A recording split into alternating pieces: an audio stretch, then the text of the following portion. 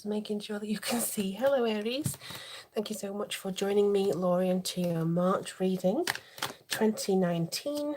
Happy birthday to all of you Aries who are born in late March. I hope you have a wonderful time. Just going to shuffle these cards using the Taramuka this time. I'm going to be seeing how the new moon affects you, how the full moon affects you, and any other astrological events that seem to be coming through for you as well. So do bear in mind this is a general reading.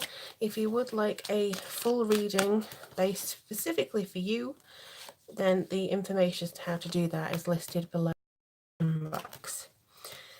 Okie dokie, this is for Aries, Sun, Moon and Rising. So if you want to have a look at your trilogy, I recommend you do that on my channel as well. So you have the King of Pentacles as your ghost card. Now, as I always say, the ghost card is the one that lends its energies from the bottom to the top and influences these cards. So the King comes through with very much discipline and control, and it could be that you really need that in order to step into your comfort zone, or even change your comfort zone, more to speak, in regards to your work ethics, your personal achievements, the people you are with. So this could be something that you're really looking into doing this month and becoming more organized. I just realized I don't have my pretty little lights on. Just 1 second. There we go. That's better. Right.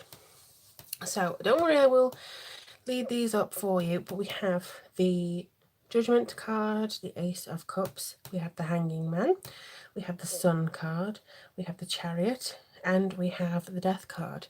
So may I just say that you have 5 major arcanas out of 6 cards that I put here, which is, you know, I've shuffled the cards before after the last reading, shuffled them again because it was done yesterday, and basically it's now come through saying there's major changes going on. So no wonder you need to be disciplined with that King, with that really strong Pentacles energy. Absolutely no wonder that this is what's going on for you. So the new moon in Pisces actually is on your 12th house, and it's on the 6th of March. So your 12th house is to do with enlightenment and lots of, to be honest, things that you may find subconsciously. So if you've been ruminating on something, or you feel challenged by something, or you don't really know what to do, this may be something that comes to the forefront on this new moon. It may be something that you want to commit to looking at. New moon in Pisces as well, with this going into the sort of Mercury retrograde phase, it may be also the same of you know, seeing how you communicate with your subconscious, or communicate what your subconscious needs are. It's about enlightenment and connecting to that higher energy, you know, that feeling of being free or freeing yourself. So that could actually tie in with the Judgment card. Now, the Judgment card here is very particular in saying that you are standing up to something, you're releasing it, you're being called to action here. And I think that that's very strong for you in all aspects of your relationships, in all aspects of your career, but more so for yourself. You know, this is a month where you don't do things to please other people, and you don't beat to the, you know, go to the beat of other people's drum. So I think that there's something that you feel like you can claim back, something that you're saying, this is mine, this is something that I wanted for a while now. So with this particular card, jumping forwards and feeling like you can say, yes, this is my chance, this is my rebirth calling here. It could be a change in the water for you. It could be something that allows you actually to feel more free than you have in a long time. So the sun brings forward this sense of exposure, this enlightenment, grace, and I feel like this vitality comes into you. For those of you who are in the Northern Hemisphere, it could be that you're finally seeing the change of the seasons, literally and figuratively in your life. So it could be that now you're seeing the difference as to what you worked on so far this year, and you're finally getting to grips with how this is working for you. And I also feel like your imagination could take on a whole new element this time. It could be that you're nearly, you know, throwing in the towel at one thing and jumping off, diving over to do the other thing. Those of you with heavy Taurus or very fixed signs, you may be less inclined to do that, because I know some of you Aries are very kind of stubborn in, no, it has to be done this way and right way. Like, I can't jump ship before I'm ready, and I don't want to do this to the people around me. But for some people who have very strong Aries or strong fire, you may be like, I can't do this soul-destroying thing anymore, or I can't keep going through the same cycle. I need change. So it could be that you're actually jumping in, diving in at the deep end here, and actually going, this is going to free me. This is actually going to help me. It could be that you've been in a relationship for so long, or been courting a type of relationship for so long, and now you're saying, this isn't good for me, and you're changing something, or you're leaving it alone, because you also have the Ace of Cups here. Now, the Ace of Cups is a brilliant card. I'm not going to lie, it's very compassionate, it's very much about intimacy, but it does feel like you have a challenge of peace to come through here. This is something that's being offered to you as sort of like a restoration. Maybe if you felt unwell, maybe if you felt like you're torn in two different directions, this could be a chance for you to now feel your feet on the ground and settle your emotions. Don't be too afraid of what your emotions mean. You know, if you're worried of trespassing somewhere, or like, oh, I can't go into that area because that's their favorite place, or, you know, it's just something that you feel like, oh, I can't go there, there's boundaries. Well, that might actually limit your own life. So if you can, I would just remove the boundaries. You know, don't feel like you have to focus all your efforts on being kindly and compassionate to somebody who does not feed that for you. You know, if somebody is not being nice to you, you don't have to be overly nice to them.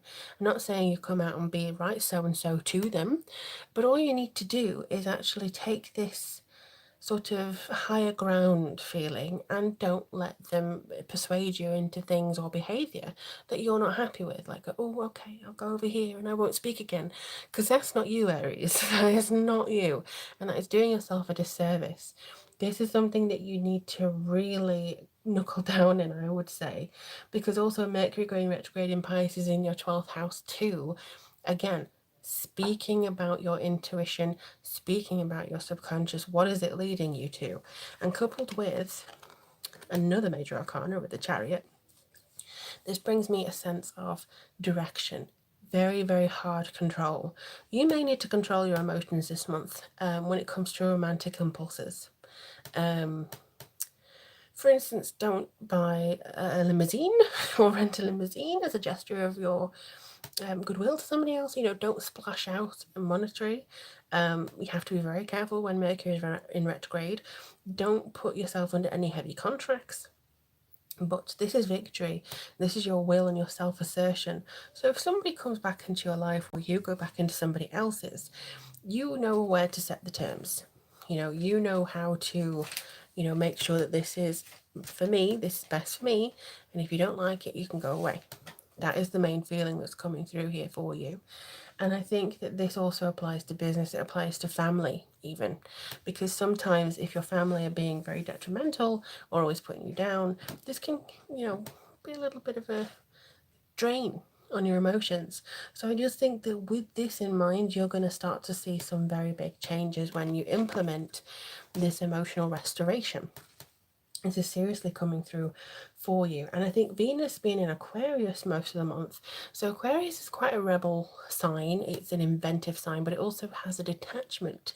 So with Aquarius being slightly detached and it's in your third house, I think that that's going to be you communicating with a sort of elevated sense of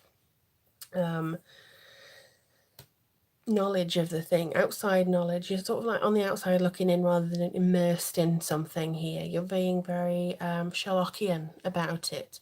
You're looking at things from a deduction point of view, thinking, okay, well, this and this and this and this and this. Not drawing your own conclusions. It's like you're being your own detective. So I feel this because of X, Y, Z, blah, blah, blah. And you're reasoning it. Now, there could be a tendency to over-reason, not gonna lie. But Venus being an effort in your third house is going to be very gentle. So you're going to be gentle on yourself with your deductions and with your resolutions, and also the conclusions that you come to. You're going to be like, okay, so that's that. And I don't feel too hard on myself. I think it's telling you as well just to speak more love into your life. speak more love to yourself. Speak more love to how you are imagining if I can speak, imagining, that's a word I can't say. So just imagine that I have said it. Anyway, you're doing that. And I also feel like there's a case for you to spring back from something here. So this is giving you that sense of, again, discipline, as the first card showed, but also this progress in how you can maybe utilize your own strength going forwards. Now the Hanged Man, not the most ideal card to see when you're wanting to be moving forwards. However, his meaning is about letting go. So this is a suspension, this is a sacrifice that you made, and I think that this is something that you're willing to make.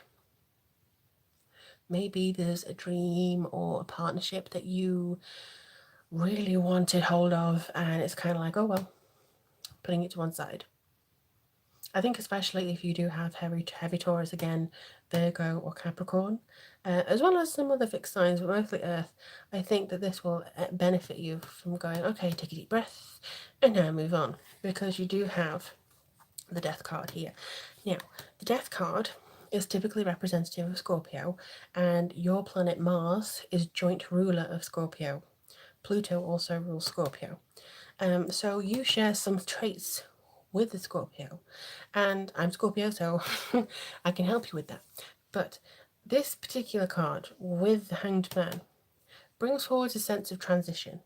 So whereas with the Hanged Man you're letting go, with the Death card you're eliminating something that has been in your life for too long, or that has been controlling you for too long, and this kind of change, this snipping of the fates, is going to let you move very fluidly into the next line. And to be honest, when I was just saying that, I don't know whether any of you remember Stars in Their Eyes, but it was very much like you're going through a door, a misty door, and you're coming out somebody entirely different. Now, for some of you, that may be like, oh, no, I don't want to go in as me and then come out as Tina Turner. That's fine. What you're doing is just elevating yourself. You're not going to be completely different. You're not going to have a new face. It's just a sense of hierarchy, of Phoenix from the flames. And that's what Scorpio does. Scorpio can destroy itself, but then it rises again and molds itself to being who it wants to be. Now, you also have a full moon in Libra on the 21st of March, and the full moon is in your 7th houses of public, your home in foreign countries, your spouse, business partners, stuff like that. So it could be that you're deciding to change elements of that, and the full moon will shed light on this particular imbalance, because Libra is all about balance. What may be about your business partner, how you deal with the public or the people around you in your environment. It could also be balancing the negotiations between you and a new lease, or it could be you trying to focus more on the sort of the way that you communicate with others, but also about the kind of justice feel. That's the one I'm trying to get at, the justice feel, because Libra always brings forward a very democratic judgment. So I feel like this is something that's going to help you on the 21st.